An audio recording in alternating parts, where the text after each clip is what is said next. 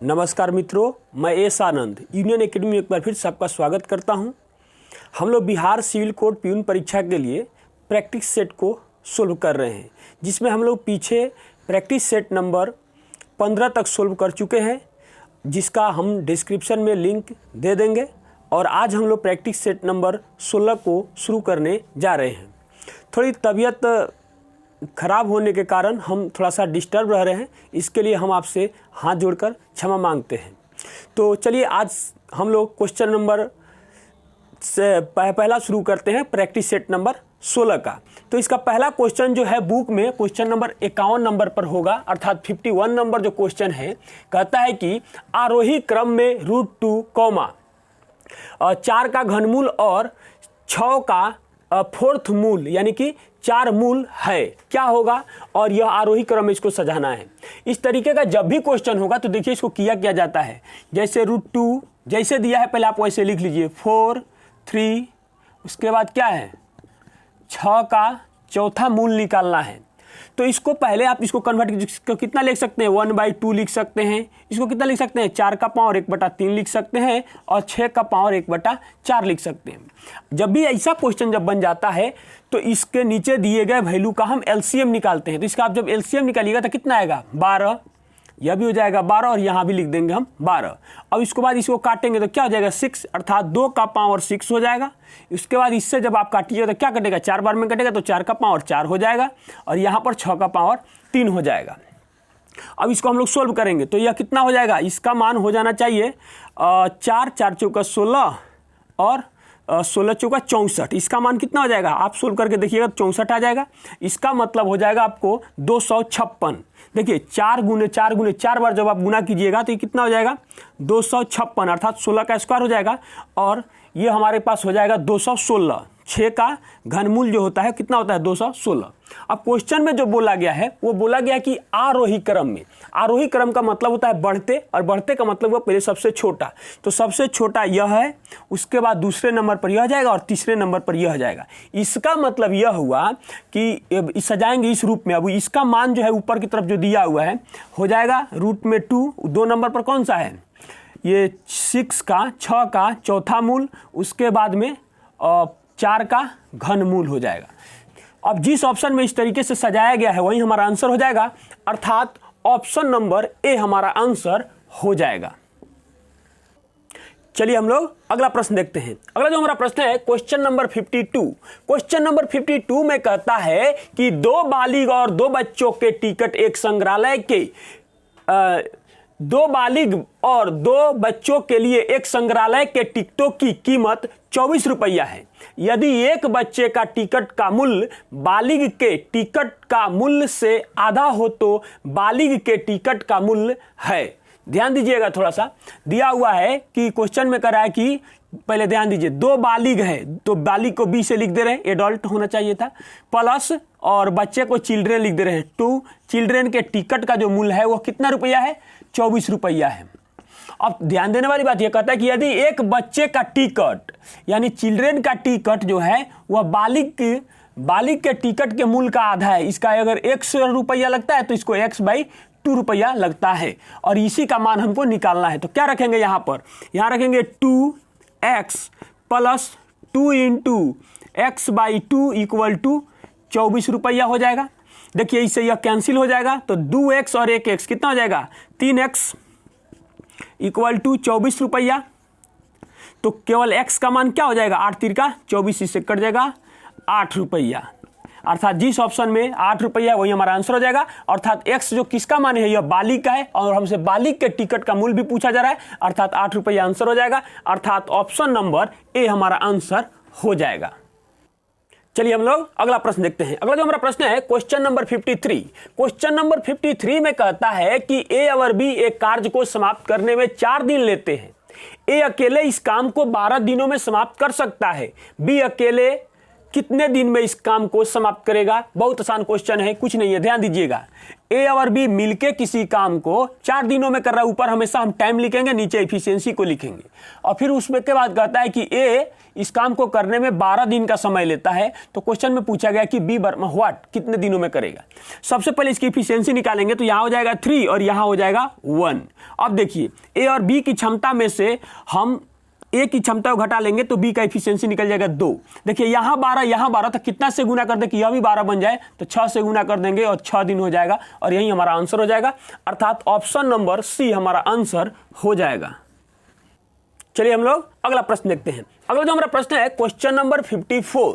Question number 54 में कहता है कि 20 पुस्तकों का क्रय मूल्य X पुस्तकों के विक्रय मूल्य के बराबर है। यदि लाभ 25% हो तो X का मान ज्ञात कीजिए। ध्यान दीजिएगा, बहुत आसान क्वेश्चन है। देखिए क्या लिखेंगे, लिखेंगे कि 20 पुस्तकों का CP X पुस्तकों के SP के बराबर है। तो पीछे ऐसा क्वेश्चन हम सोल्व कर चुके हैं।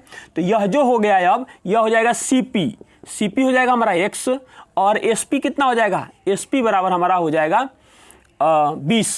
क्या हो जाएगा 20। अब ध्यान दीजिएगा लाभ प्रतिशत बताया है, यानी कि 25% हमको लाभ हुआ है। तो हम क्या करेंगे, एक चाहते हैं तो बना देते हैं स्ट्रक्चर, लाभ प्रतिशत इक्वल टू लाभ प्रतिशत कर देंगे।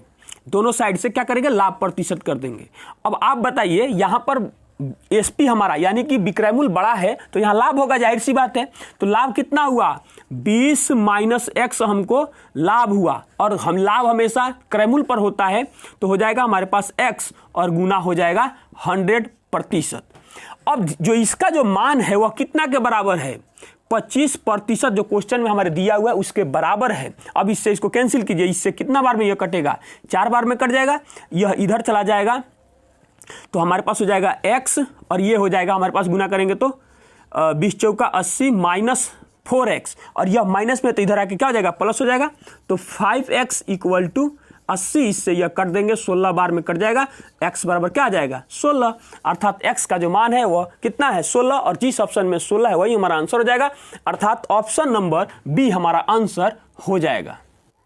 चलिए हम लोग अगला प्रश्न देखते हैं। अगला जो हमारा प्रश्न है क्वेश्चन नंबर 55। क्वेश्चन नंबर 55 कहता है कि एक बल्लेबाज अपनी 17वीं पारी में 87 रन बनाता है, जिससे उसका बल्लेबाजी औसत 3 रनों से बढ़ जाता है। 17वीं पारी के पश्चात उसका औसत रन बताइए। ध्यान दीजिएगा, इसमें कुछ नहीं है, क्वेश्चन में लिखेंगे माना कि 17वीं मतलब पारी से पहले, माना कि 17वीं यानी कि 16 पारी तक का चाहे लिख दे रहे हैं, माना कि 16 पारी का औसत रन बराबर X मान लिए। अब ध्यान दीजिएगा 17वीं पारी में 87 रन बनाता है तो हम फिर क्या करेंगे, लिखेंगे योग बराबर योग लिखेंगे। औसत में संख्या से जब भी हम गुना करेंगे तो योग निकलता है। तो लिखेंगे कि 16x यह योग हो गया, आप प्लस 17वीं में कितना 87 रन बनाता है इक्वल टू, जिसके कारण 17वीं में क्या होता है x + 3 की वृद्धि हो जाती है। अब बस यही तो इसको सोल्व कर देना हमको। तो ध्यान दीजिएगा यहाँ पर क्या आता है, यह 17वीं पारी इसका हो जाएगा। इसको 16x प्लस 87 बराबर 17x प्लस 17 51, यह इस साइड जाएगा और यह इस साइड आ जाएगा। तो देखिए 17 में से 16 घट जाएगा तो क्या बच जाएगा हमारे पास, x बच जाएगा। इसको लाकर इधर घटाएंगे तो क्या बच जाएगा हमारे पास, 36 बच रहा है, 36 हो रहा है। देखिए 17वीं पारी का औसत रन यह है, तो लिखेंगे हम लोग 17वीं पारी के बाद या पश्चात, दोनों बात एक ही है। 17वीं पारी के बाद औसत रन बराबर x + 3, अर्थात x का मान कितना है 36 + 3 इक्वल टू 39, अर्थात ऑप्शन नंबर ए हमारा आंसर हो जाएगा। चलिए हम लोग अगला प्रश्न देखते हैं। अगला जो हमारा प्रश्न है क्वेश्चन नंबर 56। क्वेश्चन नंबर 56 में कहता है कि निम्नलिखित में से कौन सी संख्या अंक 2 एवं 4 दोनों से भाज्य है यानी कि विभाज्य है यानी कि कट रही है। देखिए टेस्ट ऑफ डिजिबिलिटी, विभाज्यता की जांच का जो नियम है 2, 4, 6, 3, 7 जो भी है उसको नियम जो है, देखिए तो 2 भी है हमारे में और 4 भी है। तो सबसे पहले हम 2 के नियम को चेक करेंगे। तो टेस्ट ऑफ डिजिबिलिटी में विभाज्यता के नियम में कहता है 2 से कोई संख्या कब विभाज्य होती है, यदि किसी संख्या के इकाई स्थान पर 0, 2, 4 यानी कि इसके इकाई के स्थान पर, यानी जो भी कोई भी ऐसी संख्या इसका इकाई स्थान पर 0, 2, 4, 6 या 8 होता है तो वह संख्या 2 से पूर्णतः विभाज्य होती है। तो ध्यान देने वाली बात यह है, या ऐसे भी इसको कहा जाता है कि यदि किसी संख्या के इकाई स्थान पर सम संख्या हो तो वह विभाज्य है। तो यह देखिए सबों के साथ यह विभाज्य है, 2 से सब पास है। अब बात रहा कि 4 से कोई संख्या कैसे पास करती है, अब इस पर हम चेक करेंगे। तो जिस मतलब कोई भी कितना भी बड़ा संख्या क्यों नहीं हो, उसका मतलब अंतिम 2 अंक अगर 4 से विभाज्य है तो वह दोनों मतलब कि वह संख्या पूर्णतः 4 से विभाज्य है। आइए यहां पर 2 अंक में भाग देंगे 4 से, तो क्या वह 4 से पूरा कटेगा? देखते हैं 4 एकम 4 और 9 चौका 36 कट रहा है तो यह पास है।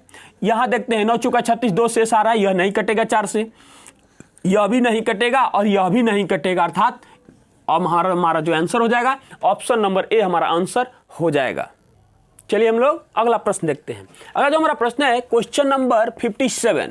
क्वेश्चन नंबर 57 कहता है कि एक नल ए एक टंकी को 8 घंटों में भर सकता है, दूसरा नल बी उसे मात्र 6 घंटों में भर सकता है। यदि दोनों नल ए एवं बी खोल दिए जाएं परंतु 2 घंटे के बाद नल ए को बंद कर दिया जाए, तब दूसरा नल बी कितने घंटों में टंकी को पूरा भर देगा? थोड़ा सा समझने वाली बात है।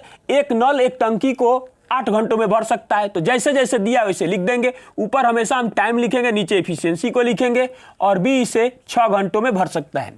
देखिए भरता है तो प्लस उसके सामने देते हैं तो उसका इफिशियंसी भी प्लस में ही आता है। यह कितना हो जाएगा 3 इसकी इफिशियंसी हो जाएगी और यह इसकी इफिशियंसी 4 हो जाएगी। अब ध्यान दीजिएगा क्वेश्चन को पढ़ते हैं कैसे। कहता है यदि दोनों नल ए एवं बी खोल दिए जाए परंतु 2 घंटे के बाद बंद, यानी कि दोनों साथ में काम कर रहे हैं तो 4 और 3 कितना भरेगा 7 और 2 घंटे साथ में काम किया प्लस उसके बाद मतलब कि नल ए को बंद कर दिया गया, इसको बंद कर दिया गया, तब दूसरा नल बी, तो इसकी क्षमता कितना है 4, यह अपना क्षमता 4 लगाएगा और पता नहीं कि कितना समय लगेगा और काम जो हमारा होना चाहिए टाइम और एफिशिएंसी के गुणनफल को कितना हो जाना चाहिए 24 अर्थात 24 होना चाहिए। तो 7 दूना 14 घट जाएगा तो क्या बचेगा 4x बराबर 10, तो x बराबर देखिए यहां से भी काटेंगे तो 2 हो जाएगा और यह 5 हो जाएगा। इसका मतलब हो जाएगा कि 5/2, इसका अर्थ होता है कि 2.1/2 घंटा, अर्थात जिस ऑप्शन में 2.1/2 घंटा दिया हुआ है वही हमारा आंसर हो जाएगा, अर्थात ऑप्शन नंबर डी हमारा आंसर हो जाएगा। चलिए हम लोग अगला प्रश्न देखते हैं। अगला जो हमारा प्रश्न है क्वेश्चन नंबर 58। क्वेश्चन नंबर 58 कहता है कि 55 लीटर के एक मिश्रण में दूध एवं जल का अनुपात 7:4 है। अनुपात को 7:6 करने के लिए मिलाए जाने वाले जल की मात्रा क्या होगी? ध्यान दीजिएगा, हम 2 तरीका आपको बताएंगे, एक बिल्कुल सिंपल होगा। देखिए किस अनुपात में दिया हुआ है 7:4 में दिया हुआ है। यह क्या है, यह मिल्क है और यह क्या है वाटर है।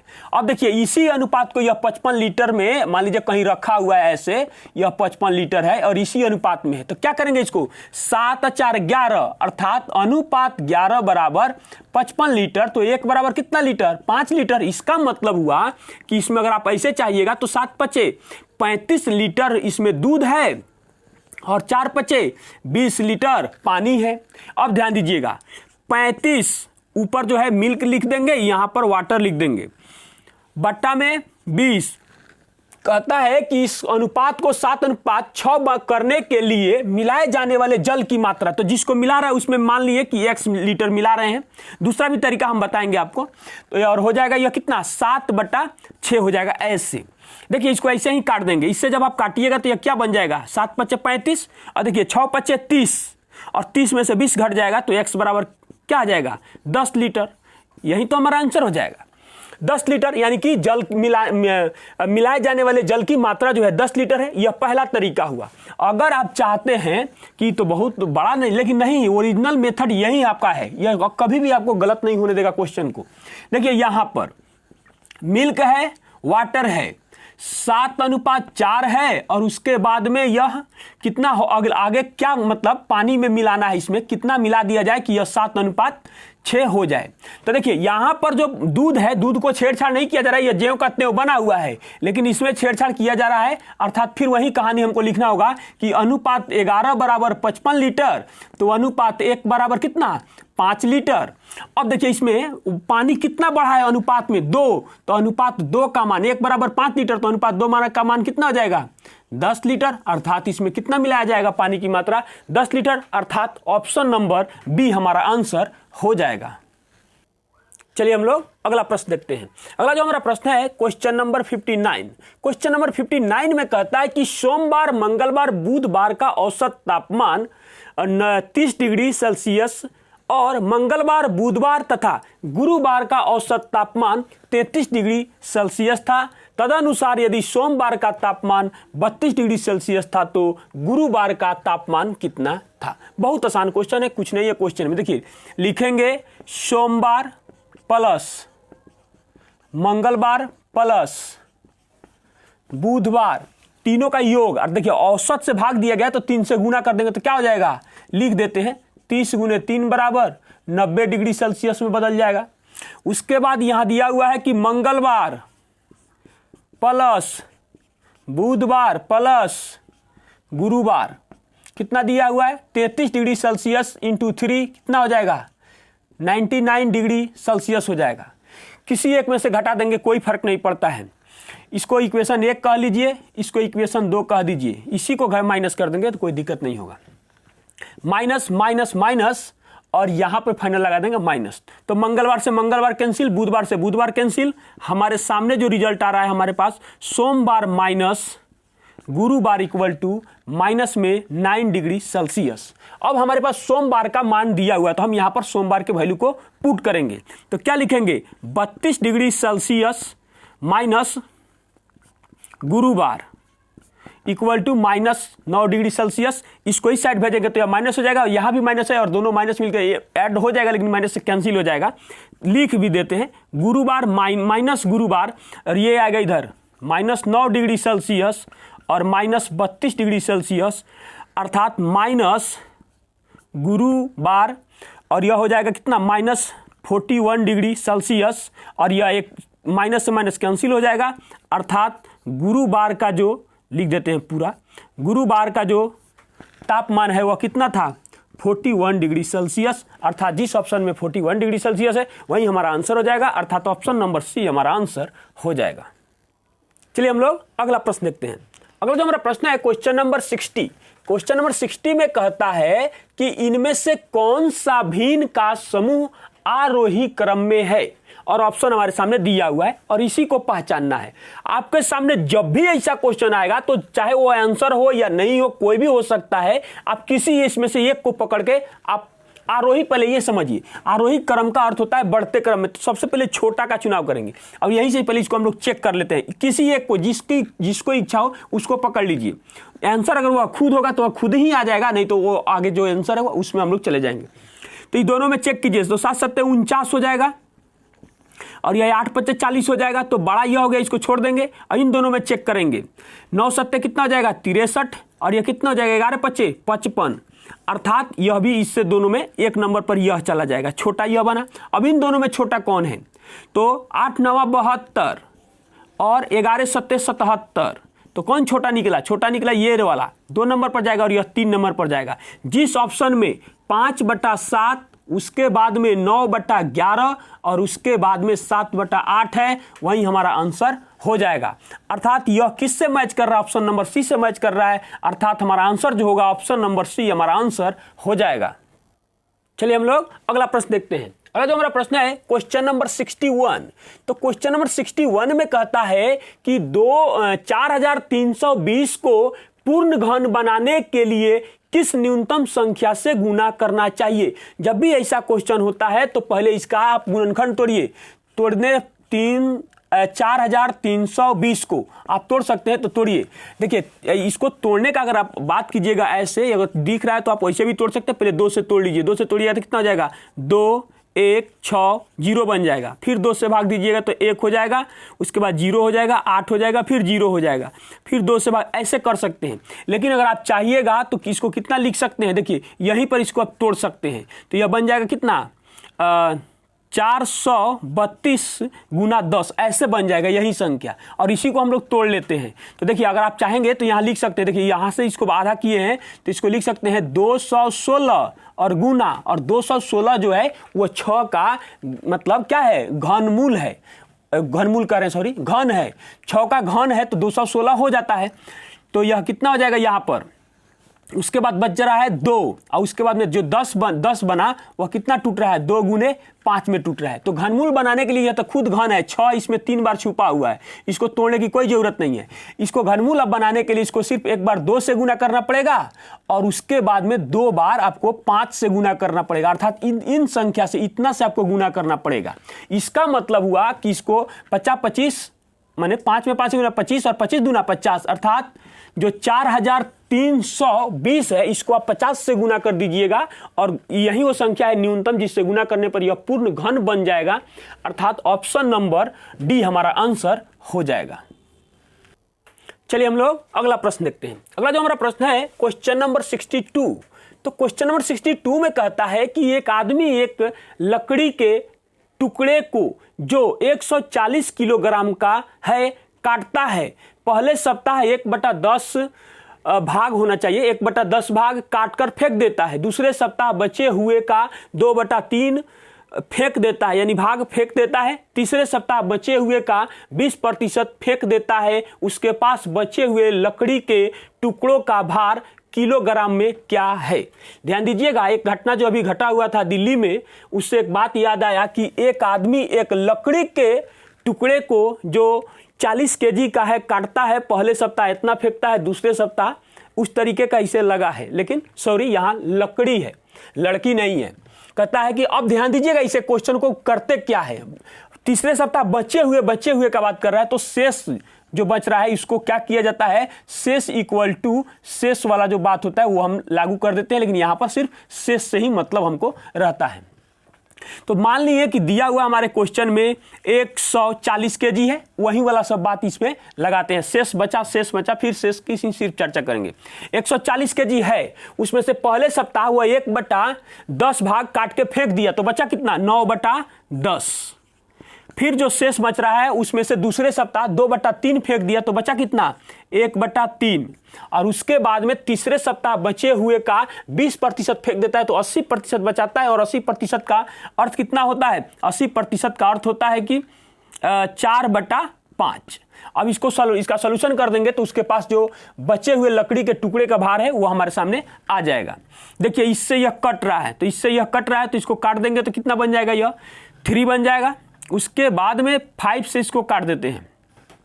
जब 5 से इसको काटेंगे तो यह बन जाएगा 14 और गुना में 2 बना दीजिए, 14 दूना 28 इसको बना दिया, 28 बार में यह कट जाएगा।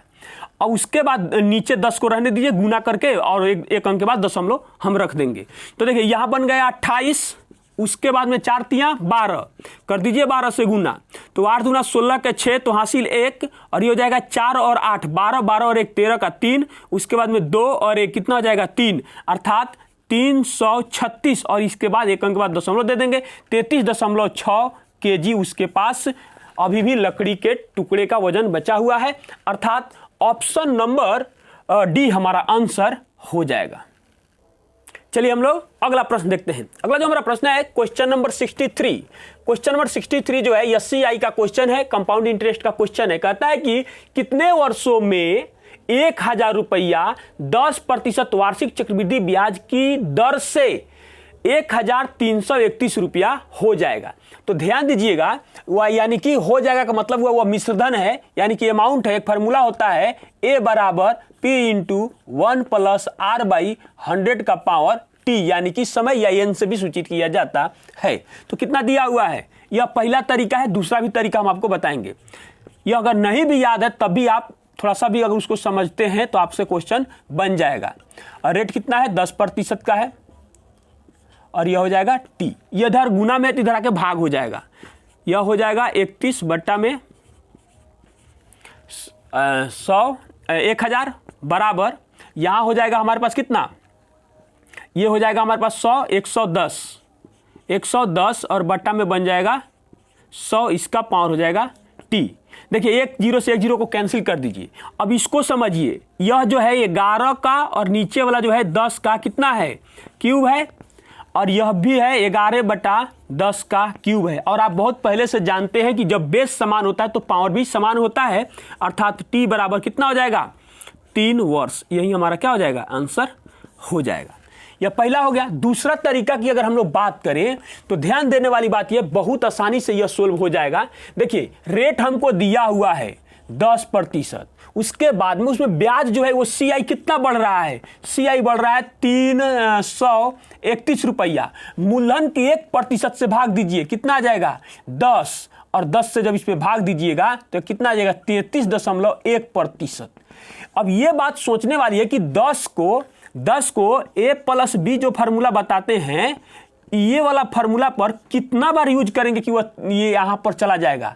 तो देखिए 3 बार यूज करेंगे। जब 10 को 10 देखिए 10 एक बार ठीक से समझ लीजिए, 10 ऐसे रहेगा तो 2 बार इसको यूज कीजिएगा इस पर ना, तो आएगा 21%। आप चेक कीजिए, और इन दोनों को जब यूज कीजिएगा तो आ जाएगा कितना बार में, 33.1%। यानी ये दोनों इक्वल कर गया कितना बार में, 3 बार में। तो वहीं एन का मान हो गया या टी का वो मान हो गया 3 वर्ष।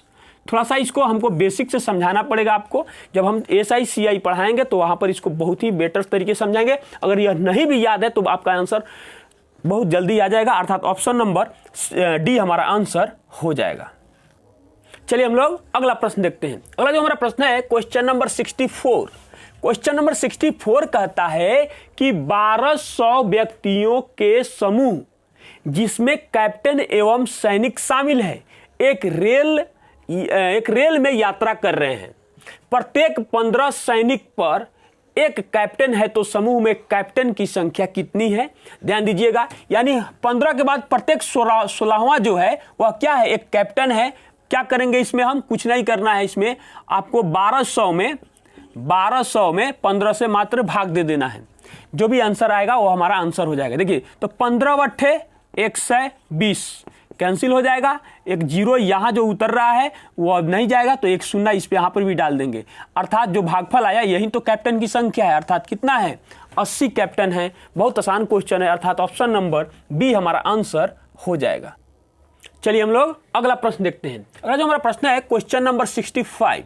क्वेश्चन नंबर 65 कहता है कि 2 वर्गों की भुजाओं का अनुपात 2:3 है और उनके परिमापों का योग 180 cm है। बड़े वर्ग का क्षेत्रफल सेंटीमीटर में ज्ञात करें, सेंटीमीटर स्क्वायर में। कोई बात नहीं, अब ध्यान दीजिएगा, मान लीजिए कि 2 एक वर्ग है और एक बड़ा है, दूसरा है। इसकी भुजा है जो है 2 और 3 के अनुपात में दिया हुआ है, इससे इसका अनुपात दिया हुआ है। तो सब में तो मतलब परिमाप दिया हुआ है, तो टोटल भुजाओं का योग होता है, यानी कि चारों भुजाओं का। अर्थात इसको जब हम गुना करेंगे 4 से तो ये कितना हो जाएगा, अनुपात में ही 8 होगा, और इसमें भी 4 से गुना कर देंगे तो अनुपात में ही 12 होगा। और इसी दोनों का योग जो दिया हुआ है, कितना दिया हुआ है 180, अर्थात अनुपात 20 बराबर 180। तो अनुपात 1 बराबर क्या हो जाएगा, कट जाएगा तो कितना हो जाएगा 9 आएगा। कितना आएगा 9 आ जाएगा। अनुपात 1 बराबर कितना आ गया 9 आ गया। अर्थात अगर चाहेंगे तो कई तरीका है इसको बनाने का। अब देखिए अनुपात अब यहां पर लेके आएंगे, इसके साथ अनुपातिक मान में 9 से गुना करेंगे। क्या करेंगे 9 से हमको गुना करना पड़ेगा। अब देखिए तो 9 से जब हम गुना करेंगे, 9 से गुना करेंगे, ठीक है 9 से गुना करेंगे तो 3 गुना में 9, और इसका क्या करना पड़ेगा हम लोगों को, इसका स्क्वायर करना पड़ जाएगा। और बड़ा भुजा तो यही ना है, बड़ा भुजा और यही बड़ा का क्षेत्रफल है, इसका स्क्वायर हम लोग कर देंगे। तो जब हम लोग इसका स्क्वायर करेंगे तो क्या हमारे सामने आएगा, देखिए 3 का स्क्वायर करेंगे तो 9 हो जाएगा, लेकिन 9 का स्क्वायर जब हम करेंगे तो 9 9 कितना हो जाएगा 81 हो जाएगा। और फिर इसको अब फिर मल्टीप्लाई कर दीजिए, ये 9 का 9 हो जाएगा, 9 8 72, 729 cm स्क्वायर जिस ऑप्शन में है वही हमारा आंसर हो जाएगा। अर्थात ऑप्शन नंबर ए हमारा आंसर हो जाएगा। चलिए हम लोग अगला प्रश्न देखते हैं। अगला जो हमारा प्रश्न है क्वेश्चन नंबर 66। तो क्वेश्चन नंबर 66 कहता है कि 3 अलग अलग सिग्नल स्थानों पर ट्रैफिक लाइटें क्रमशः 35 सेकंड, 45 सेकंड और 75 सेकंड में बदलती है। यदि सभी ट्रैफिक लाइटें 6:20 बजे एक साथ बदलती है तो अगली बार कितने बजे वे एक साथ बदलेगी। यह LCM HCF का क्वेश्चन है। जिस क्वेश्चन में वह कितनी बार बदलेगी आगे मिलने की प्रक्रिया होती है, उस क्वेश्चन में हम लोग LCM निकालते हैं। तो देखिएगा क्या करेंगे, 35, 45 और 75 का सबसे पहले हम लोग LCM निकालेंगे। तो इसका LCM जब हम निकालेंगे तो क्या हो जाएगा, 25 तियां 75 शामिल हो गया, 15 15 तियां 45 भी इसमें आके शामिल हो गया। एक सिर्फ 7 से गुना कर देंगे तो इसमें यह भी शामिल हो गया, इसका LCM निकल गया। अब इसका LCM निकल गया तो हम लोग इसमें करेंगे क्या, इसको गुना करेंगे। अब तो 9 7 63 और 63 में 25 से गुना कर देंगे। यहाँ कर लेते हैं, 63 गुना में 25 हो जाएगा। तो 25 तियां 75 के 5 तो हासिल हो जाएगा हमारे पास 7, और यह हो जाएगा कितना 150, और 150 में 7 जोड़ देंगे तो कितना हो जाएगा 1500, ऐसे बन जाएगा 1575। कितना बन जाएगा 1575 सेकंड आ गया। क्या आ गया, यह इतना सेकंड आ गया। इतना सेकंड आ गया तो इसको मिनट में भी कन्वर्ट करेंगे। तो इसको क्या करेंगे, 60 से भाग देंगे, इधर भाग दे रहे हैं 15 7 5 में, इस ना में हम इसको 60 से भाग देंगे। 60 से भाग देंगे तो 6 बार में नहीं है, 2 बार में जाएगा। तो कितना हो जाएगा 6 दूना 12, 120 तो कितना हो जाएगा 7 का 7 हो जाएगा, यहाँ हो जाएगा हमारे पास 3, यह कैंसिल हो जाएगा, यहाँ पर 5 आएगा। 6 से जाएगा 6 के 36 यानी 360, 5 के 5 1, और यह कैंसिल हो जाएगा। इसका मतलब यह हुआ कि 26 मिनट 15 सेकंड के बाद यह एक दूसरे से क्या होगा, फिर से यह मिलेगी, यानी कि यह बदलेगी। तो अब इस टाइम में 26 मिनट 15 सेकंड जो दिया गया टाइम उसमें जोड़ेंगे 6:20 15 सेकंड। तो देखिए यह घंटा होता है, यह मिनट होता है और यह सेकंड होता है। तो सेकंड के सामने सेकंड को, मिनट के सामने मिनट जोड़ेंगे। तो जोड़ेंगे तो हो जाएगा 26 मिनट और फिर 15 सेकंड, अर्थात 6:46 30 सेकंड के बाद वह फिर से एक साथ बदलेगी। अर्थात जिस ऑप्शन में 6:46 30 सेकंड है वही हमारा आंसर हो जाएगा, अर्थात ऑप्शन नंबर सी हमारा आंसर हो जाएगा। चलिए हम लोग अगला प्रश्न देखते हैं। अगला जो हमारा प्रश्न है क्वेश्चन नंबर 67। क्वेश्चन नंबर 67 कहता है कि एक निश्चित राशि पर साधारण ब्याज मूलधन राशि के 45% के बराबर है। उधारी अवधि के समय का आंकिक मान प्रतिशत वार्षिक दर के आंकिक मान के 4/5 के बराबर है। वार्षिक ब्याज दर ज्ञात कीजिए। ध्यान दीजिएगा, क्वेश्चन बहुत सुंदर है। इसको कैसे बनाएंगे, तो हम यहां मान लेंगे कि मूलधन जो है हमारा कितना है, 100 रुपया है। मूलधन का 100 रुपये इसलिए माने कि इसका परसेंटेज निकालने में हमको सुविधा होगा। साधारण ब्याज का अगर बात किया जा रहा है, साधारण ब्याज, तो मूलधन का 45% है, इसका मतलब 45 रुपया ही मान लीजिए, इसको रुपया है। अब ध्यान दीजिएगा, कहता है कि उधारी अवधि के समय का आंकिक मान, यानी समय के बारे में बताया जा रहा है कि समय वार्षिक दर के आंकिक मान का जो भी इसका जो माने मान होगा दर का, उसका 4/5 के बराबर है। तो ध्यान दीजिएगा, यह ओरिजिनल मान नहीं हुआ, यह अनुपातिक मान हो गया। अर्थात अगर हम समय की बात करेंगे तो क्या हो जाएगा 4, और दर की बात करेंगे तो यह क्या हो जाएगा 5, लेकिन इसमें अनुपातिक मान लगेगा, यह 5x हो जाएगा और यह 4x हो जाएगा। अब देखिएगा इसमें करेंगे कि हम जानते हैं कि साधारण ब्याज बराबर, एक बार लिख भी देते हैं, साधारण ब्याज बराबर मूलधन गुने समय गुने दर बटा 100 होता है। तो साधारण ब्याज के सामने साधारण ब्याज हमने रख दिया, मूलधन के जगह पर मूलधन रख दिया, और समय के जगह पर 4x हो जाएगा और दर के जगह पर 5x हो जाएगा और बट्टा में 100 हो जाएगा। इससे यह कैंसिल हो जाएगा और 5 इसको काटेंगे तो यह 9 बन जाएगा। देखिए यहाँ हो जाएगा x² एक्स स्क्वायर बराबर, देखिए 9 का 9 रह जाएगा और यह गुना में इधर है तो यह भाग हो जाएगा, अर्थात x का जो मान आएगा इधर निकालेंगे वो इसका वर्गमूल तो 3/2 हो जाएगा। अभी जिसके बारे में पूछा जा रहा है उसमें इस मान को हमको रखना पड़ेगा, x का मान, या तो समय के बारे में पूछ रहा हो तो समय, या दर के बारे में पूछ रहा है तो दर। तो हमसे पूछा जा रहा है वार्षिक ब्याज दर, अर्थात यहां लिखेंगे दर बराबर 5 गुना 3/2 अर्थात 15/2, अर्थात इसका मतलब हो जाएगा 7.5%। और जिस ऑप्शन में 7.5% है वही हमारा आंसर हो जाएगा, अर्थात ऑप्शन नंबर डी हमारा आंसर हो जाएगा। चलिए हम लोग अगला प्रश्न देखते हैं। अगला जो हमारा प्रश्न है क्वेश्चन नंबर 68। क्वेश्चन नंबर 68 जो है यह ज्योमेट्री का क्वेश्चन है। कहता है कि ABC एक समद्विबाहु त्रिभुज है जिसमें AB बराबर AC है, उसमें भुजा BA को D तक बढ़ाया गया है ताकि AB बराबर AD हो जाए।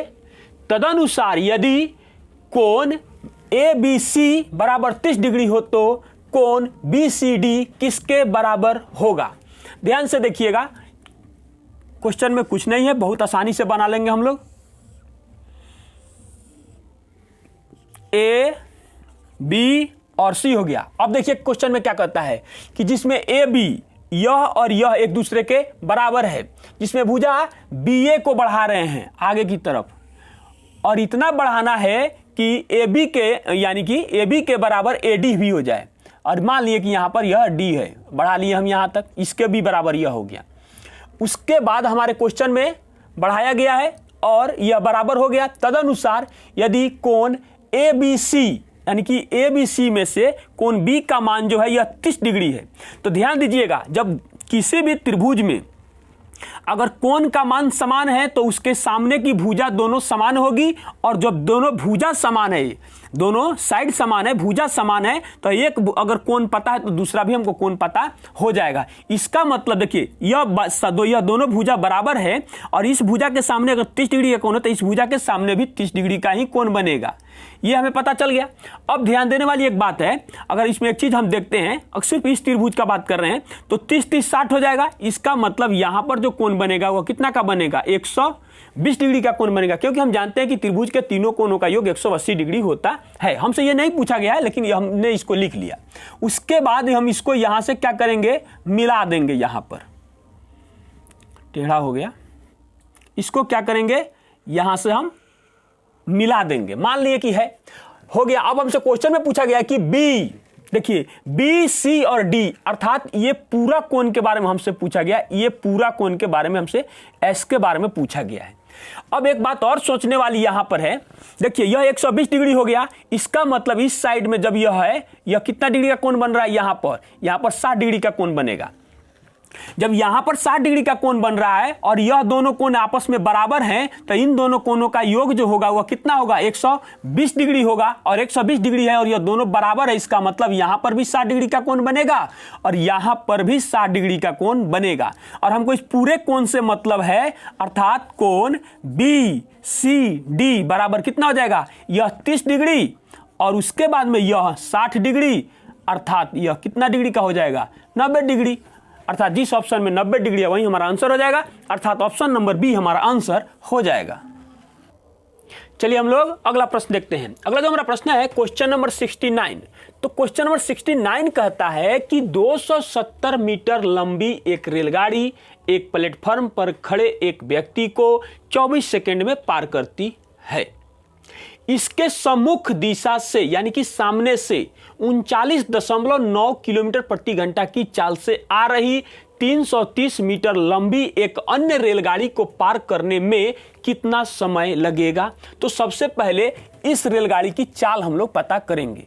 तो हम जानते हैं कि चाल बराबर दूरी इसकी लंबाई यानी कि 270 बट्टा कितना समय में, 24 सेकंड में इसको पार करती है तो 24 हो जाएगा। अब इसको हम लोग क्या करेंगे, काट देंगे। कितना से कटेगा, 3 से जब इसको हम काटेंगे, 3 से काटेंगे तो कितना हो जाएगा, 8 3 का 24 और इसको काटेंगे तो यह बन जाएगा 90। इसको भी काट दीजिए। उसके बाद जब इसको काटेंगे तो यह बन जाएगा 2 से तो 45 और यह हो जाएगा 4। इसका मतलब होगा कि 45 बट्टा 4 और मीटर प्रति सेकंड पहले ट्रेन की चाल हमारे सामने आ गई। अब ध्यान देने वाली बात है, दूसरे की चाल दी हुई है और समय यहां पर अब पूछा जा रहा है। तो हम जानते हैं कि चाहे वह सम्मुख दिशा से आ रही हो या यानी कि उल्टा दिशा से आ रही है या समान दिशा से आ रही है, कोई फर्क नहीं पड़ता है। वहां पर दूरी जो होता है दोनों का ऐड किया जाता है। तो हम जानते हैं कि दूरी बराबर चाल गुना समय होता है।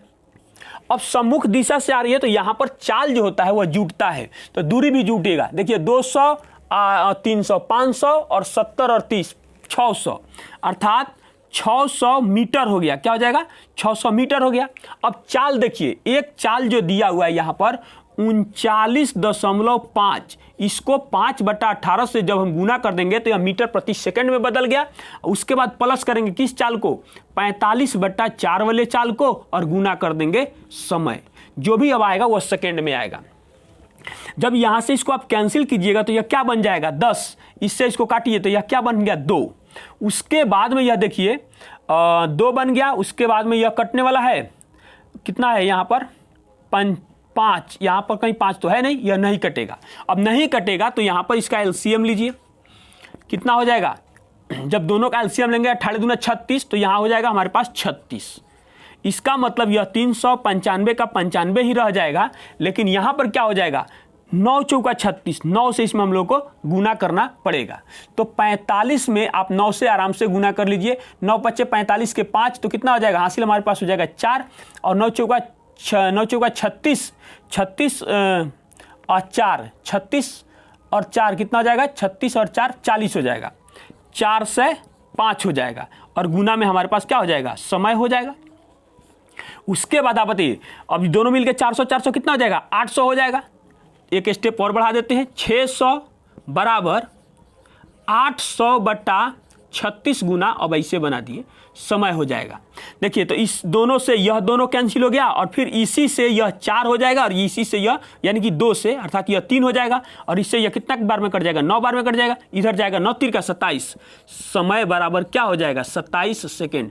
क्वेश्चन कुछ भारी नहीं था, थोड़ा सा कैलकुलेटिव क्वेश्चन है। तो कितना हो जाएगा? 27 सेकेंड, अर्थात जिस ऑप्शन में 27 है वही हमारा आंसर हो जाएगा, अर्थात ऑप्शन नंबर ए हमारा आंसर हो जाएगा। चलिए हम लोग अगला प्रश्न देखते हैं। अगला जो हमारा प्रश्न है क्वेश्चन नंबर 70।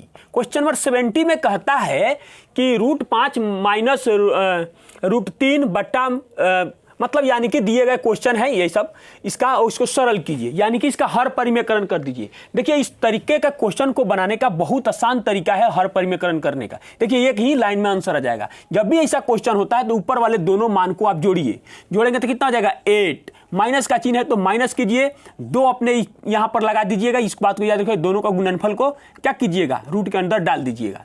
दोनों में कितना का अंतर है? दोनों में 2 का अंतर है तो 2 के अंतर से इसको भाग दे दीजिए। उसके बाद यहां पर माइनस कीजिए और देखिए ये टोटल में माइनस है, इसलिए यहां पर आप कोष्ठ लगा भी सकते हैं। फिर कितना हो जाएगा? 8 प्लस का चिन्ह है तो प्लस, और फिर हो जाएगा यह 15 बटा में हो जाएगा 2। अब इसको ठीक कीजिए। जब आप इसको ठीक कीजिएगा तो ये कितना हो जाएगा? इससे कटेगा तो हो जाएगा 4 और माइनस में 2। अब फिर यहां पर भी चाहेंगे तो हम काट भी देंगे, इसको रखने की कोई जरूरत नहीं है। या आप देखिए, आप एक बार हम तोड़ देते हैं।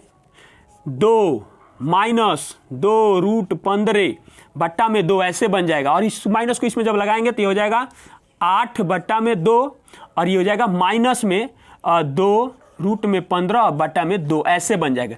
इससे तो ये कैंसिल हो गया और यहां से 2, यहां से 2, यहां से 2, यहां से 2, तो फाइनल हमारे पास बचा कितना? माइनस में √15 और फिर बचा माइनस में √15। तो एक माइनस में √15 और एक माइनस √15 क्या हो जाएगा? -2 रूट में 15, और यही हमारा आंसर हो जाएगा।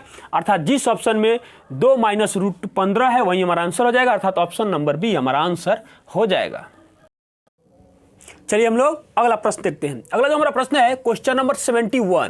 क्वेश्चन नंबर 71 में कहता है कि एक बेड जिसका अंकित मूल्य 37,000 रुपया है पर एक स्टोर द्वारा 27% और 18% की 2 क्रमिक छूटें दी जाती है। बेड का अंतिम विक्रय मूल्य रुपया में निकटतम पूर्णांक तक यानी कि ज्ञात कीजिए।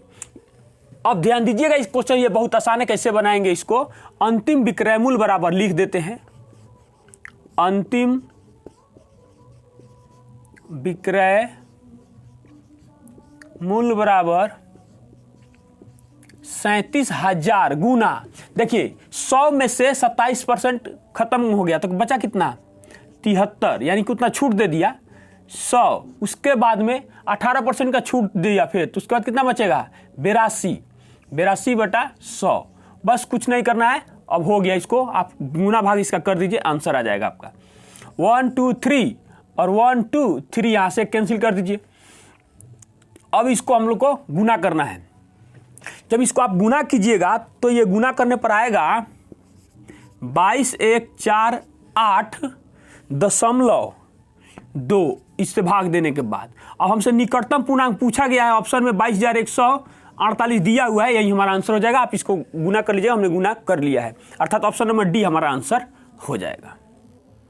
चलिए हम लोग अगला प्रश्न देखते हैं। अगला जो हमारा प्रश्न है क्वेश्चन नंबर 72। क्वेश्चन नंबर 72 में कहता है कि एक निश्चित राशि को ए, बी और सी के बीच इस प्रकार विभाजित किया जाता है कि ए और बी के हिस्सों का अनुपात 3:4 है और सी और बी के हिस्सों का अनुपात 9:5 है। यदि ए और सी के हिस्सों के बीच का अंतर 462 रुपया है तो राशि रुपया में ज्ञात कीजिए, यानी कि वो मूलधन जो मूल राशि है वो, या वो कह सकते हैं कि वो निश्चित जो राशि है वो कितनी है। तो देखिए पहले यहां से ए, बी और सी को एक क्रम में सजाइए। तो देखिए ए और बी के अनुपात को जो दिया हुआ है 3:4 दिया हुआ है।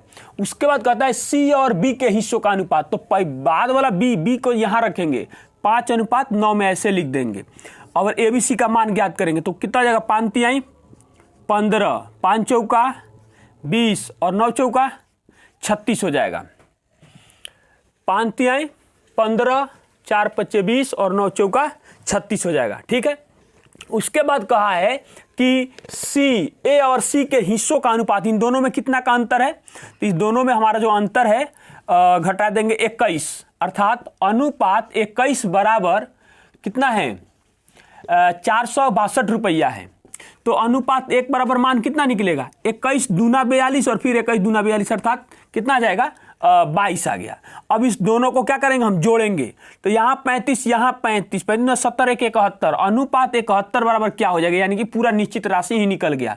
तो 72 गुना 71 जब हम करेंगे तो हो जाएगा 22 2 हो जाएगा 154 और 1 कितना हो जाएगा, इधर गुना कर ही लेते हैं, 71 गुना 22 को कर देंगे तो 2 का 2 हो जाएगा 14 2 16, 16 का 6 हासिल 1 हो जाएगा, 14 1 15, यानी कि 1562 रुपया हो जाएगा।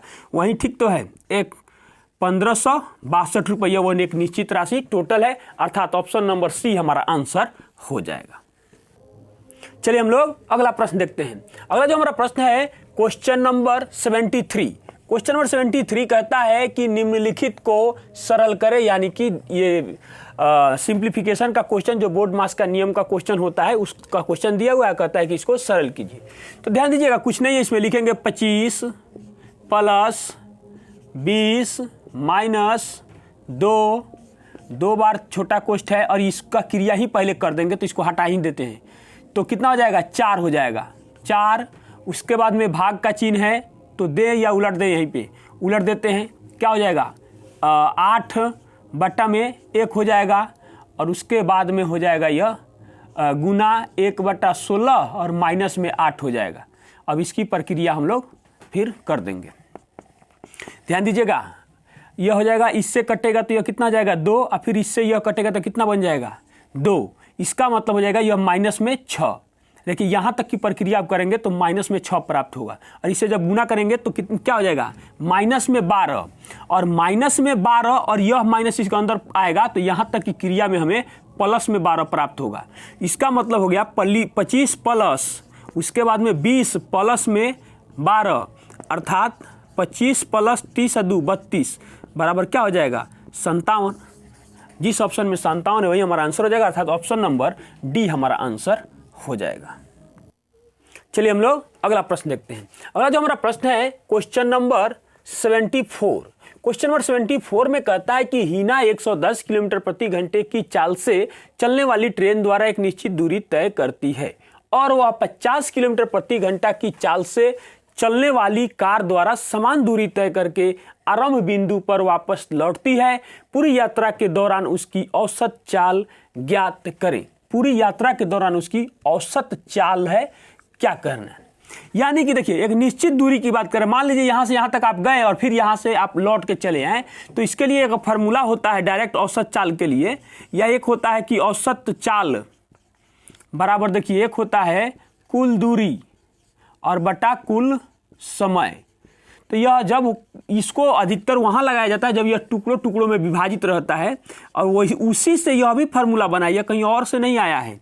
औसत चाल बराबर इसको 2xy और बटा x + y, यह निश्चित दूरी जब रहता है ना उसके लिए लागू होता है। यह हर जगह लागू होता है, लेकिन यह निश्चित दूरियों के लिए लागू होता है। और जहां xy चाल है तो लिखेंगे यहां पर औसत चाल बराबर 2 × x का मान कितना हो जाएगा 110 गुना, फिर ये कितना है 50, तो 50 रख देंगे और बटा दोनों को जोड़ देंगे तो क्या हो जाएगा 160 हो जाएगा। देखिए एक जीरो को कैंसिल हम कर देते हैं, यहाँ से एक जीरो से कैंसिल कर दिए। अब बच गया यहाँ 16 का, इससे हम काटेंगे तो क्या बच जाएगा यहाँ पर 8 बच जाएगा।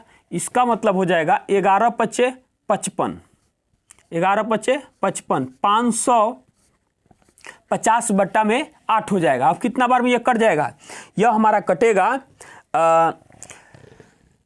8 7 56 तो जाएगा नहीं, 8 छक 48, 8 छक 48 तो बच गया 70, और 70 में हो गया तो ये हो जाएगा 8 × 8 = 64, 8 × 8 = 64, तो बचा 6, एक दशमलव दे दिए तो एक जीरो आ जाएगा, यानी 8 7 56, उसके बाद में 8 5 40, अर्थात 68.75 किलोमीटर प्रति घंटा की यह औसत चाल होगा। अर्थात ऑप्शन नंबर बी हमारा आंसर हो जाएगा। चलिए हम लोग अगला प्रश्न देखते हैं। अगला जो हमारा प्रश्न है क्वेश्चन नंबर 75।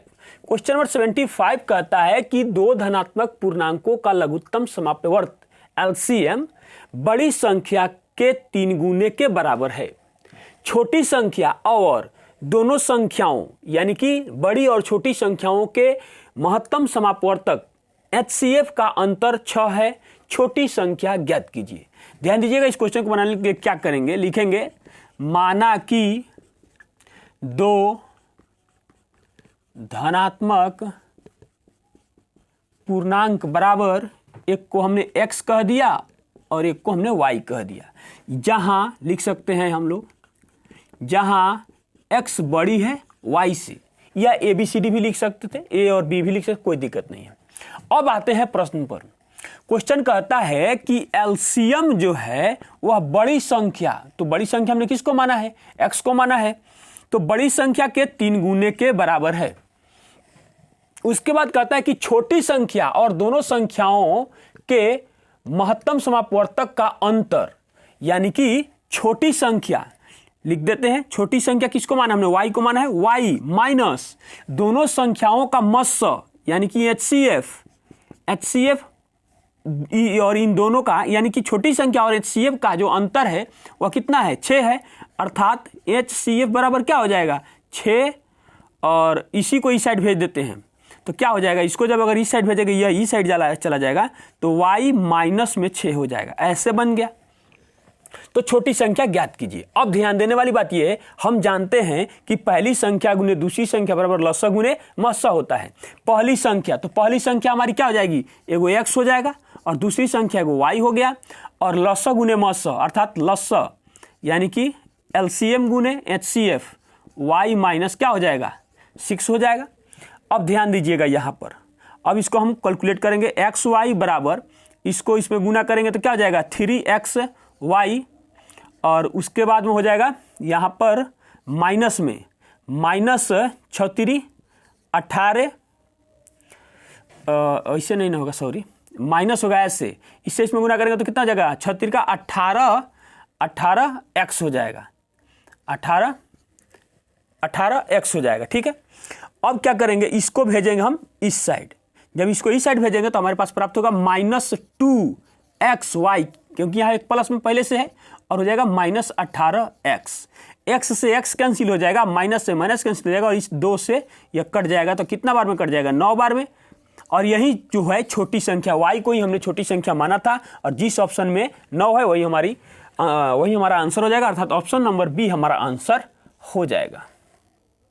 चलिए हम लोग अगला प्रश्न देखते हैं। अगला जो हमारा प्रश्न है क्वेश्चन नंबर 76। क्वेश्चन नंबर 76 बहुत आसान क्वेश्चन है, थोड़ा सा कैलकुलेटिव है। कहता है कि एक व्यक्ति का मासिक वेतन 36,890 रुपया से बढ़कर 47,980 हो जाता है। उसके मासिक वेतन में हुई प्रतिशत वृद्धि निकटतम पूर्णांक तक ज्ञात कीजिए।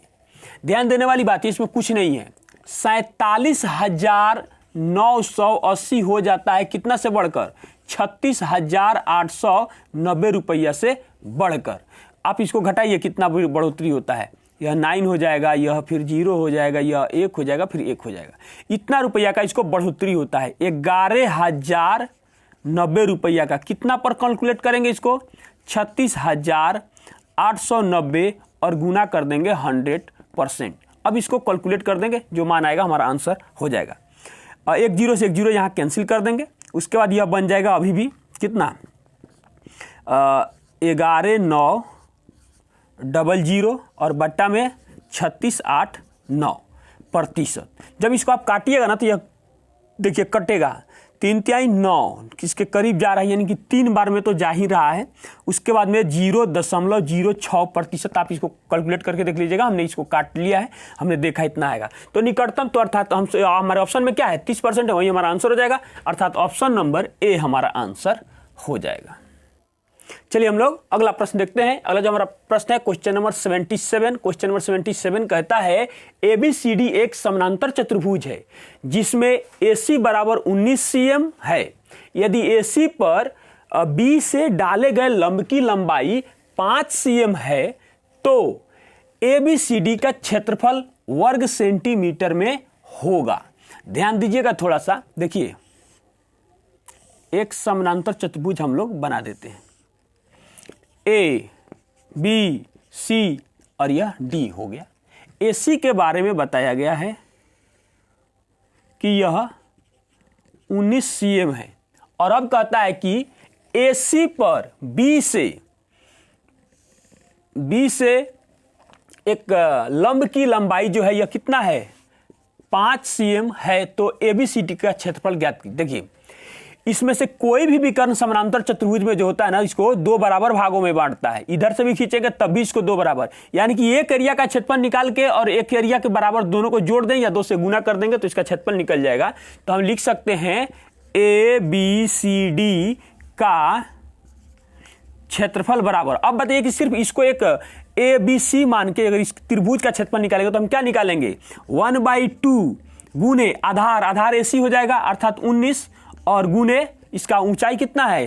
5 काम कर रहा है। उसके बाद हम क्या करेंगे? देखिए तो इसका 1 का निकल गया और सेम इक्वल इसका है तो इसको क्या करेंगे? 2 से गुना कर देंगे। 2 से 2 कैंसिल हो गया, 19 × 5 = 95 cm² आंसर हो गया, अर्थात ऑप्शन नंबर बी हमारा आंसर हो जाएगा।